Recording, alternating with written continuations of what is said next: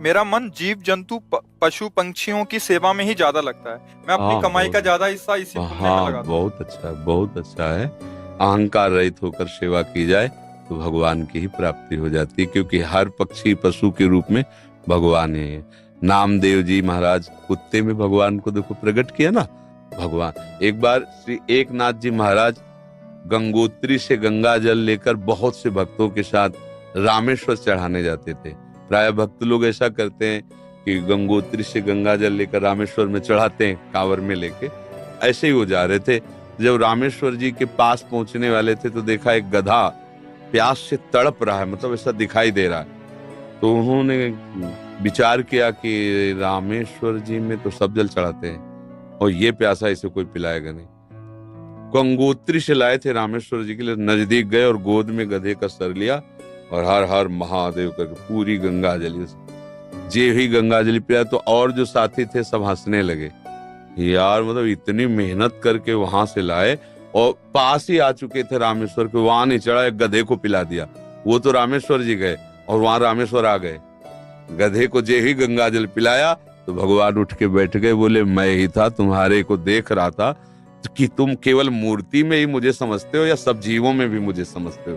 तुम्हारी इस दया से मैं द्रवित होकर यहीं प्रकट हो गया, क्योंकि कण कण शिव है, तो एक गधे से ही भगवान प्रकट हो गए। तो पशु पक्षियों की सेवा भगवान की सेवा, पर अभिमान न करे, भाव ऐसा रखे कि भगवान ने मुझे ये सेवा दी है और सेवा लायक बनाया है बस। और इसका प्रचार प्रसार न करें। प्रचार प्रसार करने से सेवा का जो सुकृत होता है वो नष्ट हो जाता है। जैसे आप यार मित्रों से और बहुतों से कि हम तो ऐसा करते हैं, हम मतलब ये बात जैसे आप संत से या गुरुजनों से कहे तो बात अलग होती है, बस इसके बाद फिर इसे गुप्त। अगर कोई कहे भी कि सुना है कि आपने पक्षियों की बहुत सेवा करते हो, अरे हम अपनी ही सेवा नहीं कर पाते, पक्षियों की क्या, मतलब उसे हमें दबाना है। हमसे पाप बन जाए तो कह देना है, पुण्य बन जाए तो छुपा लेना है। पर अपने लोग उल्टा करते हैं, पुण्य बनेगा तो पोस्टर छपवा देंगे और पाप बनेगा तो कसम खा लेंगे कि किया ही नहीं है। यही हमारी दुर्गति का कारण बनता है। अगर हमसे कोई गलती हो गई और कोई पूछे आपसे गलती, वहां हो गई, अब दंड मिले जो तो वो नष्ट हो जाएगा। जहां आपने हाँ कहा तो पाप नष्ट हो जाएगा।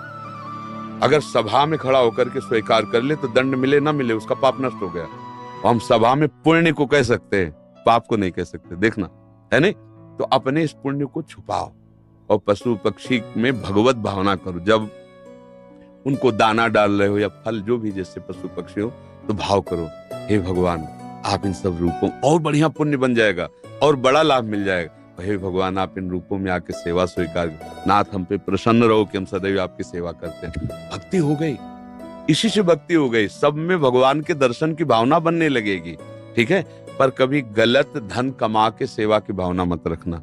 मान लो चलो 1 लाख रुपए हम गलत करके ले रहे हैं तो 10,000 की सेवा, वो ठीक नहीं है। ईमानदारी से कमाओ, धर्म से कमाओ, और फिर उससे अगर 10 रुपए की भी सेवा करोगे तो बहुत बड़ी सेवा मानी जाएगी। 10 करोड़ सेवा बेईमानी से वो तुम्हारे लिए बिल्कुल बेकार है। और 10 रुपए गरीब की एक रोटी जितना पुण्य देगी ना, राजा का उतना पूरा धन का खजाना नहीं, क्योंकि वो मेहनत से करके, और 4 रोटी में 3 में परिवार चला, अपने हिस्से की दे दिया दूसरे को, बहुत बड़ा दान हो गया। तो दान का ये भी स्वरूप समझना है कि गंदे आचरणों द्वारा, बेईमानी द्वारा नहीं, धर्म से कमा करके। एक बार राधा बाबा ने भागवत सुनी, तो एक ब्राह्मण आते थे, श्रद्धा से सुना। अब दक्षिणा देने की बात आई तो बाबा ने कहा हम तो सन्यासी हैं, क्या दक्षिणा दें। आज बड़े बड़े लोग बैठे थे, जिसके पास पवित्र धन हो 100 रुपया हमें दे दो। किसी की हिम्मत नहीं निकालने की, क्योंकि बाबा बिल्कुल सत्य पे प्रतिष्ठित महापुरुष। अब पवित्र होना चाहिए, इन्हें दंड मिलेगा। किसी की हिम्मत, एक घास खोदने वाला बगीचे में जो काम करता है दौड़ के आया, बाबा हमारा पवित्र है। वह कैसे तेरा पवित्र? बोले घास खोदता हूँ, मुझे कोई 1000-2000 ले मिलते, 100 रुपया तो हम दे देंगे। बोले हाँ तू दे। 100 रुपया लिया, पंडित जी को दे के, ये है दक्षिणा। हाँ ये 100 रुपया 100 करोड़ की बराबरी बिल्कुल नहीं हो सकती। वो 100 करोड़ बेकार, वो 100 रुपया अच्छा। धर्म से कमाओ और धर्म से सेवा करो, ये भगवत